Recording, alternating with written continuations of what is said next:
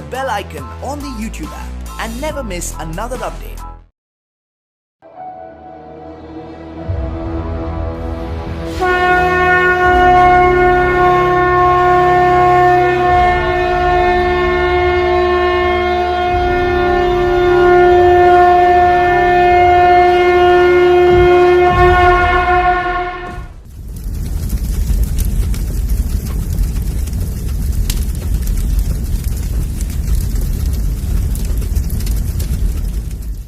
राह संघर्षों की जो चलता है वो ही दुनिया बदलता है।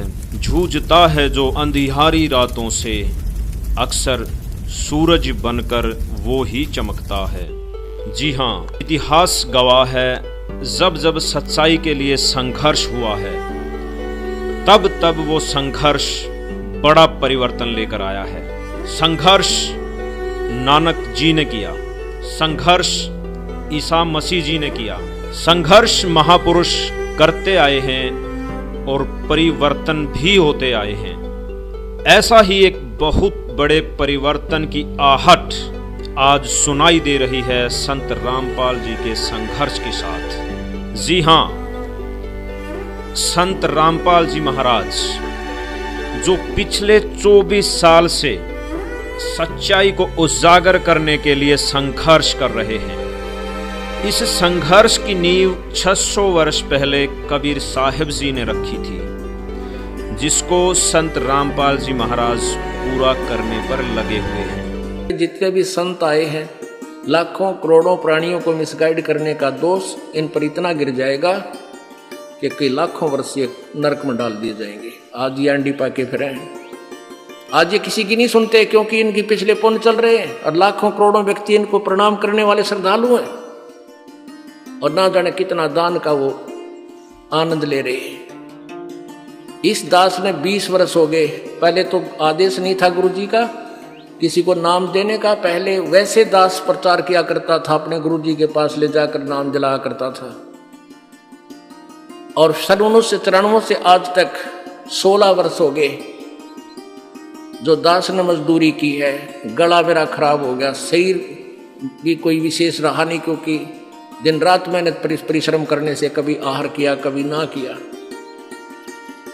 और अभी तक ये चल रहा है। इतनी मेहनत करके इस परमात्मा की इस यथार्थ ज्ञान को, सत्य भक्ति को अब थोड़ा सा प्रभु की कृपा से उभारा है। दिन रात के परिश्रम से ये मुश्किल से ऊपर आ पाई है। पहले 3-3 टाइम सत्संग करता था यह दास, 3-3 घंटे 2.5 घंटे, एक दिन में 7 दिन का सत्संग करता था। और फिर संगत से मिलना, अब भी 4-4 घंटे 5-5 घंटे रोजाना सत्संग, फिर आप जी से परमात्मा के बच्चों से मिलना और फिर परमात्मा की सदग्रंथों से वो ज्ञान निकाल करके पुस्तक बनाना, यानी अब तक के परिश्रम जारी है। और वो क्या करते हैं, 1 घंटा जो ये दास 10 मिनट में सत्संग करता है, इतना वो 1 घंटे में बड़े आनंद ले लेगा बोलेंगे। फिर उसके मुंह का नहीं देखेंगे श्रद्धालु, सतगुरु आगे क्या बोलेंगे। सतगुरुओं के पास के में है नहीं बोलना कि वह घिसी पिटी बातें 1 घंटे में 45 मिनट में कह कर अपना चलते बने, क्योंकि उन्होंने अज्ञान पहले परिपूर्ण कर रखा है। उस अज्ञान को ही इधर उधर से सुनाते रहते हैं। और इस दास ने वो ज्ञान सुनाना है जो सदग्रंथों के अंदर विद्यमान है, जो आपने कभी सुना नहीं। सुनते ही एक बार तो ऐसा स्ट्राइक होता दिमाग में कि झूठ बोल रहा है। फिर वो प्रमाण दिखाना पड़ता है ताकि आप इस सत्य से परिचित हो सको और सत्य को स्वीकार करें। जब महापुरुष पृथ्वी पर होते हैं तो हम उनको पहचान नहीं पाते और उनके विरोधी बन जाते हैं। ये बिल्कुल सच है। जैसे हमने 600 वर्ष पहले कबीर साहिब जी के साथ किया, जो स्वयं परमात्मा थे, आज वही इतिहास हम संत रामपाल जी का विरोध करके इसे दोहरा रहे हैं। सन 1994 से संत रामपाल जी का संघर्ष शुरू होता है।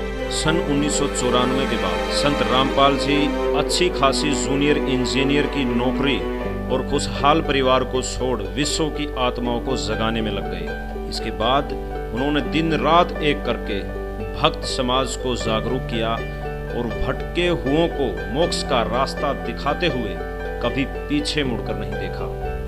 संत रामपाल जी के बारे में भविष्यवाणी करने वाले नानक जी, इंग्लैंड के ज्योतिषी कीरो, भविष्यवक्ता वेजी लैटिन, अमेरिका की जीन डिक्सन, अमेरिका के एंडरसन, हॉलैंड के गरार्ड कराइसे, अमेरिका के चार्ल्स क्लार्क, हंगरी की बोरिस्का, फ्रांस के डॉक्टर जुलवर्न, नास्त्रेदामस, इजराइल के प्रोफेसर हरार, अमेरिका की महिला भविष्यवक्ता फ्लोरेंस और जय गुरुदेव आदि ने जिस महापुरुष के बारे में भविष्यवाणियां की हैं वो महापुरुष संत रामपाल जी हैं। संत रामपाल जी ने धार्मिक पाखंडवाद को मिटाने का बीड़ा उठाया और सत भक्ति का प्रचार प्रसार शुरू किया।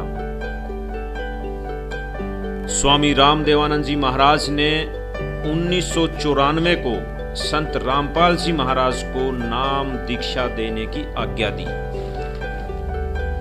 सन 1994 से लगभग 6 साल तक संत रामपाल जी ने घर घर जाकर सत्संग किए और जनता को बताया कि आपको नकली धर्म गुरुओं द्वारा भ्रमित किया जा रहा है, आपको भक्ति के नाम पर लूटा जा रहा है। उन्होंने बताया कि आप अपने वेदों और ग्रंथों को खोल कर देखो, उनमें खजाना छुपा हुआ है।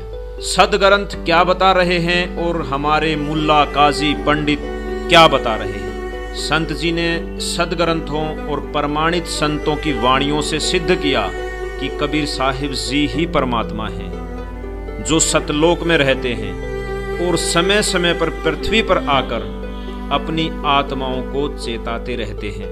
संत रामपाल जी महाराज ने जो भक्ति विधि बताई उससे लाखों लोगों के शारीरिक और आर्थिक लाभ मिलने लगे। जब से संत रामपाल जी महाराज जी से नाम उपदेश लिया हूँ तो साधना करते करते अभी मेरा जो HIV एड्स है वो बिल्कुल तरह से ठीक हो चुका है, मुझे कोई तकलीफ नहीं है। कैंसर की बीमारी ठीक 2 दिन के बाद होश आया था। तो ये रिपोर्ट है मेरा ऐसा पूरा ये सर पटा हुआ है 3 तरफ से। परमात्मा ही इलाज करते हैं और परमात्मा ने ही ठीक किया, जिससे श्रद्धालुओं की संख्या जल्दी ही लाखों में हो गई। लेकिन जब नकली धर्म गुरुओं ने देखा कि उनकी दुकानें बंद हो रही हैं, तो उन्होंने संत रामपाल जी को बदनाम करना शुरू कर दिया। आसपास की जनता को गुमराह करने लगे। आर्य समाज का इसमें मुख्य हाथ था, क्योंकि संत रामपाल जी ने आर्य समाज की पुस्तक सत्यार्थ प्रकाश को वेदों से तुलना करके उसको झूठा साबित कर दिया। आर्य समाज के नकली आचार्यों ने लोगों को भ्रमित करके सतलोक आश्रम करोथा पर हमला कर दिया। ये वाकया सन 2006 का है।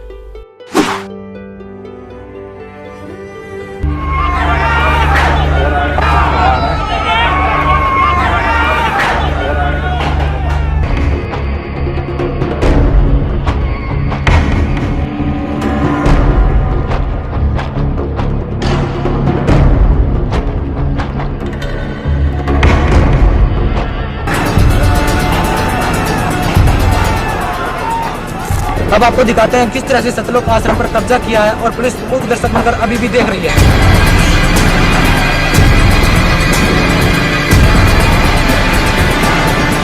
एक आतंकवाद जैसी स्थिति यहाँ पर बन चुकी है।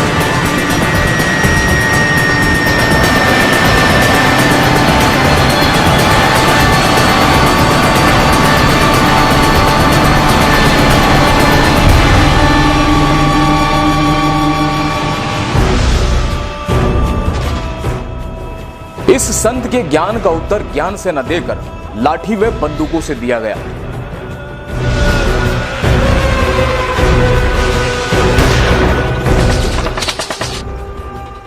पुलिस की कोशिशों के बाद भी ये आश्रम की दीवारों तक पहुंच गए, जिसमें पुलिस और हमलावरों की मुठभेड़ में एक सोनू नाम के उपद्रवी की मौत हो गई।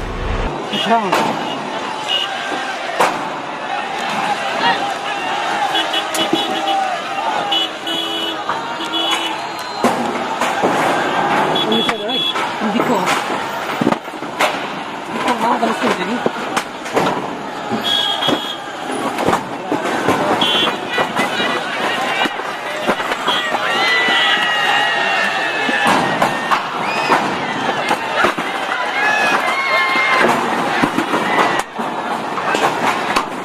नाम धर्मवीर दास है जी। मैं जेल वार्डर हूँ, जेल डिपार्टमेंट में नौकरी करता हूँ। मैं जिस टाइम ये करौथा कांड हुआ उस टाइम रोहतक जेल पर वार्डर के पद पर था।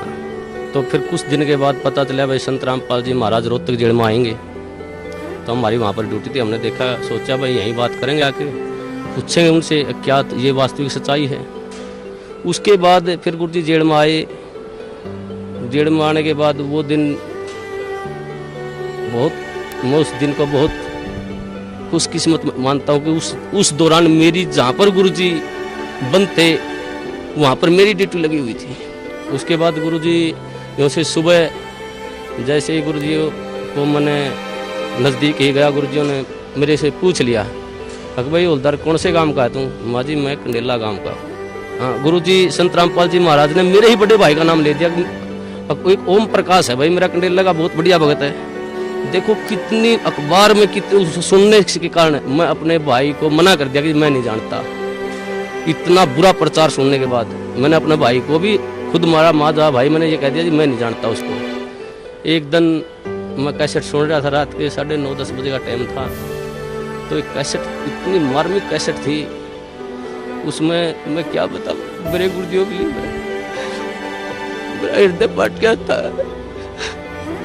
वो परमात्मा सतगुरुदेव उन्होंने कहा कि इस दास की जीभ कट जाए अगर झूठ बोलता हो तो मैं इस परोपकार समाज के लिए एक हाथ छुड़ा रहा। तो एक दिन रात को 2 बजे मेरी ड्यूटी थी, मैं गुरुजियों के पास गया। तो गुरुजियों ने फिर बिठा के मेरे को कहा बेटा ऐसी भक्ति करनी चाहिए परमात्मा की। एक जैसे मुलाजिम आया वो मेरे साथ का साथी, उसने आते ही गुरुजियों से कहा, हंसते हुए कहा, जी आपको तो मिट्टी में मिला दिया। हमारे गुरुजी ने कहा हाँ बेटा मिट्टी में मिला दिया भाई।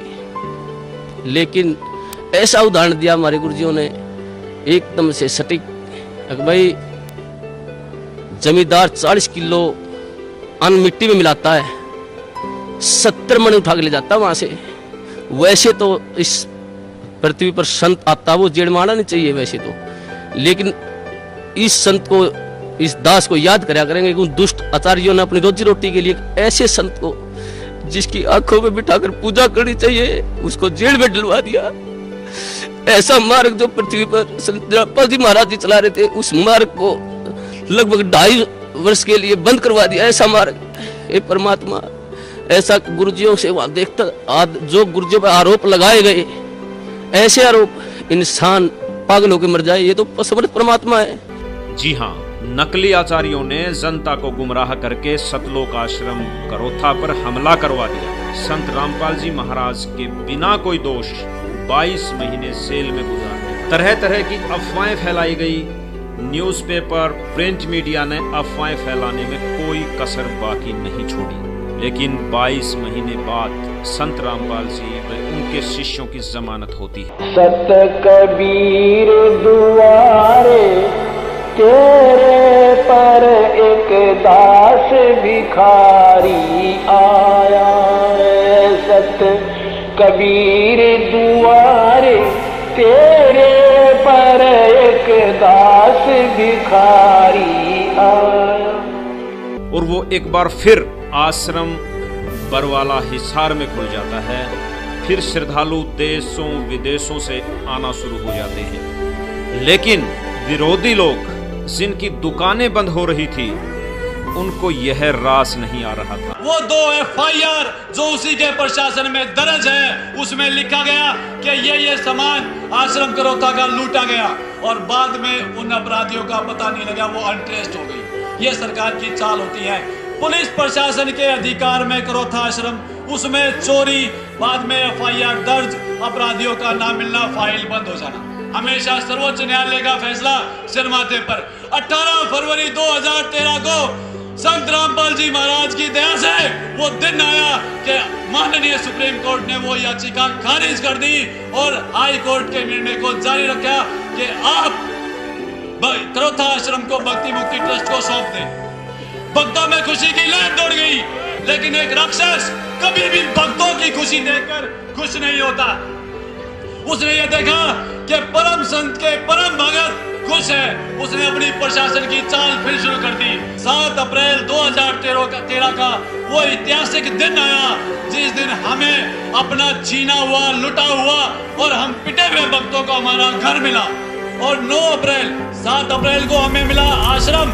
9 अप्रैल को भूपेंद्र हुड्डा की साजिश का शिकार हुए हमारे 300 बहन भाई बच्चे बुजुर्ग के दोबारा से 12 जुलाई 2006 करोथा कांड को फिर से दोहराया जाए और आश्रम दोबारा से छीन लिया जाए और फिर से लूटा जाए। सन 2013 में संत रामपाल जी को कोर्ट द्वारा सतलोक आश्रम सौंपा जाता है। परमेश्वर कबीर जी की सर्वसंगत परमात्मा का लाख लाख शुक्रिया करते हैं कि परमेश्वर ने आप जी का करोथा आश्रम वापस दिलवा दिया।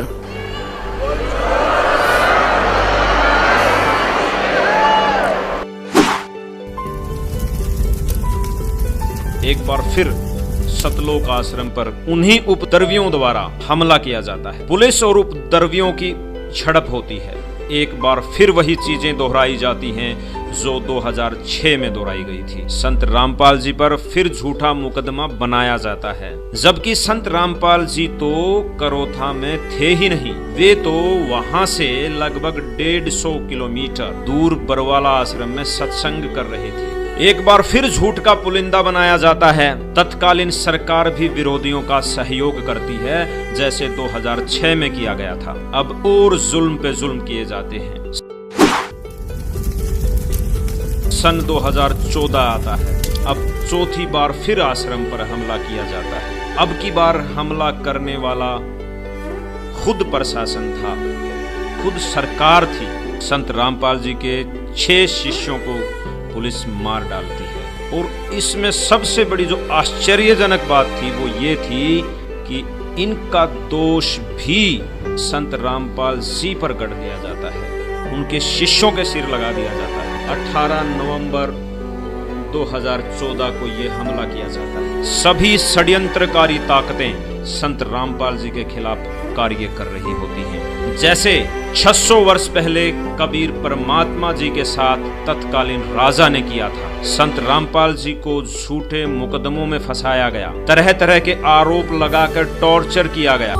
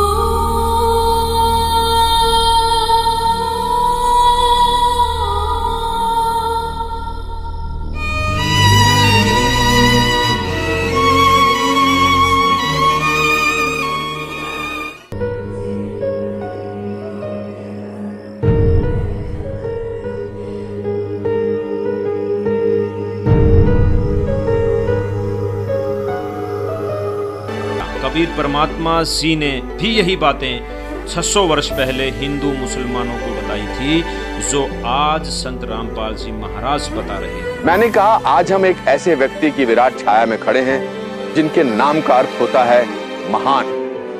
कहते हैं पेशे से वो बुनकर थे, कपड़ा बुनने का काम करते थे, लेकिन अपने समाज के लिए वो ऐसी बातें बुनकर कहकर चले गए कि आज उनके बगैर भारत की कहानी अधूरी है।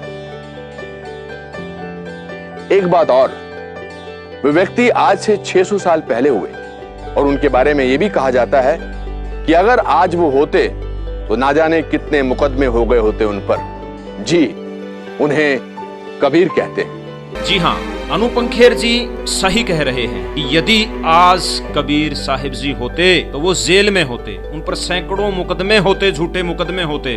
अनुपंखेर जी, आपकी बात बिल्कुल सच है। कबीर साहिब जी ने भी पाखंडवाद के विरुद्ध आवाज उठाई और आज संत रामपाल जी महाराज भी पाखंडवाद के विरुद्ध आवाज उठा रहे हैं। ये स्वयं कबीर साहिब हैं और आज जेल में हैं, लेकिन जेल में होने के बावजूद संत रामपाल जी महाराज से लाखों भक्त जुड़ रहे हैं। दिन प्रतिदिन श्रद्धालुओं की संख्या बढ़ती जा रही है। संत रामपाल जी महाराज जल्दी ही इस विश्व को परिवर्तन करने वाले हैं। इनको कोई आम आदमी मानकर भूल न करें, इन्हें पहचाने, क्योंकि नानक जी के समय हम नानक जी को नहीं पहचान सके, कबीर साहिब जी के समय कबीर साहिब जी को नहीं पहचान सके। अब हम ये गलती नहीं करेंगे। संत रामपाल जी द्वारा दी गई भक्ति 1000 वर्ष तक चलेगी, जिससे मानव जाति का कल्याण होगा। 5550 तब ये शब्द होगा साचा। 5505 वर्ष यहाँ देखना 171 पृष्ठ पे 5 सेंस, 5 सेंस माने 5000 और 500। जब कलयुग बीत जाए, महापुरुष फरमान तब जगतारण को आए।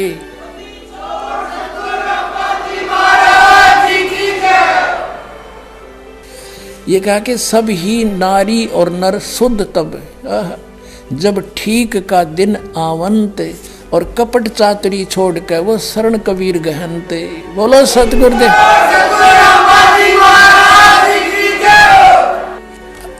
स्पष्ट कर दिया परमात्मा ने कि जब वो ठीक का दिन आ गया, वो ठीक का दिन अब आ चुका पुण्यात्मा, वो ठीक का दिन।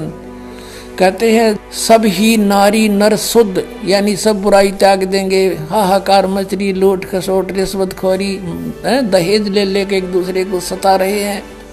कहते हैं सब ही नारी नर शुद्ध तब जब ठीक का दिन आवंत, यू आवंत है, और कपट चातुरी छोड़ के वो शरण कबीर गहनते। अब क्या बताया है कि एक अनेक हो गए, मेरी प्यारी आत्मा भिन्न भिन्न मजहबों में बट गई। एक अनेक हव गयो और पुन अनेक हो एक, सब मिलकर फिर एक होएंगे। और हंस चले सतलोक को सब सतनाम की टेक।